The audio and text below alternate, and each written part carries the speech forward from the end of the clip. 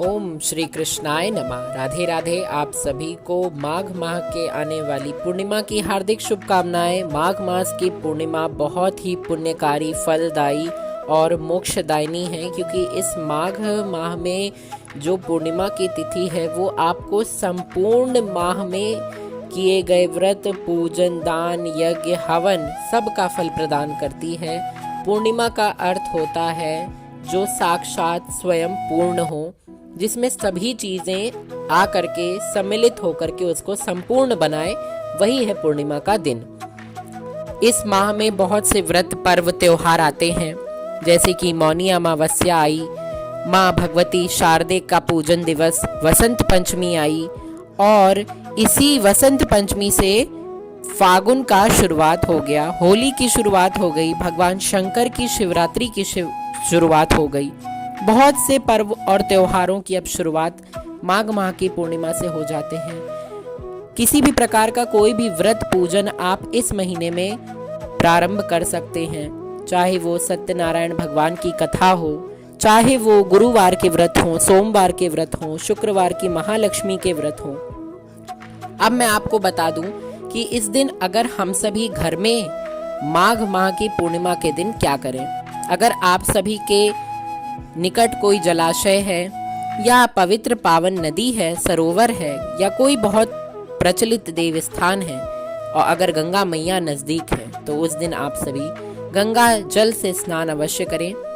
अगर गंगा जी नहीं है पास में, तो आप सब गंगा जल का आचमन कर लें। इससे आपको गंगा जी में स्नान करने का ही फल प्राप्त होगा। इसके पश्चात भगवती महालक्ष्मी को ये दिन समर्पित होता है, और सुबह के प्रहर में आप सभी अपने ठाकुर जी, भगवान श्री कृष्ण, माँ लक्ष्मी, अपने इष्ट देवी देवता और शंकर भगवान की तिल और फूल, धूप, दीप, नैवेद्य से पूजा करें। मधुर फलों का भोग लगाएं, और रात्रि के समय जब चंद्रोदय हो जाए तो चंद्रमा के दर्शन अवश्य करें, क्योंकि पूर्णिमा के चंद्रमा में हर तरह की कांति और स्वरूप और शांति का अनुभव प्राप्त होता है, क्योंकि इस दिन चांद अपनी 16 कलाओं से परिपूर्ण रहता है। इस दिन आपको संध्या के समय खीर का भोग बनाना है, और वो भोग माँ लक्ष्मी के समक्ष रख के, या अपने इष्ट देवी देवता के समक्ष रख के, या ठाकुर जी के समक्ष रख के ये प्रार्थना करनी है कि प्रभु इसे ग्रहण करिए, और हमको इस माघ माह में मेरे पूजन व्रत जो मैंने किए उसका फल प्रदान करिए। भगवान से ये प्रार्थना करके अपने माघ मास के पूजन, ध्यान, तप को आपको उनके ऊपर समर्पित कर देना है। धर्म कर्म का कार्य जो भी आप करते हैं वो सब भगवान के चरणों में समर्पित करते हुए, अपने इस माह में अगर कोई दान नहीं किया है तो भी आप पूर्णिमा के दिन एक दान कर सकते हैं, और वो दान है तिल का दान। पूरे माघ के महीने में काले तिल का विशेष महत्व होता है, तो काले तिल का बना हुआ कोई पकवान अगर आपके पास, जैसे कि लड्डू, गुड़ की पट्टी या साबुत तिल ही रखे हैं, तो उस दिन आपको तिल का दान सुयोग्य व्यक्ति को दान करना चाहिए।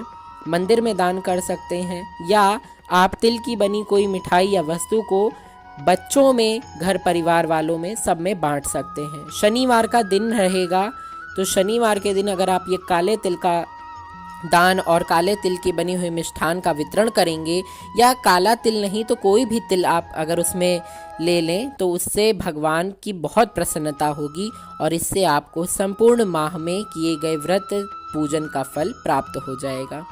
सीधे सरलता से आप सब भगवान का अगर हो सके तो होम अगियार कर लें।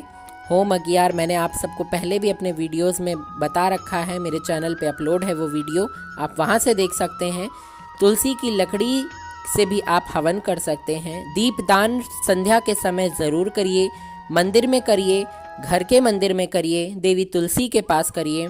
और अगर आपके पास गौशाला नज़दीक है, या गाय दिखती है, या गाय अगर आपको मिल जाए, तो इस दिन आपको अपने घर में बने हुए भोजन का कुछ हिस्सा, जैसे अगर आपने कुछ पकवान बनाया है, तो गौ माता के निमित्त उसको निकालना नहीं है, बल्कि गाय को खुद अपने हाथ से खिला के आना है। ऐसा इसलिए क्योंकि अगर आप अपने हाथ से खिला के आएंगे तो आपकी सोई हुई तकदीर जग जाएगी। राधे राधे।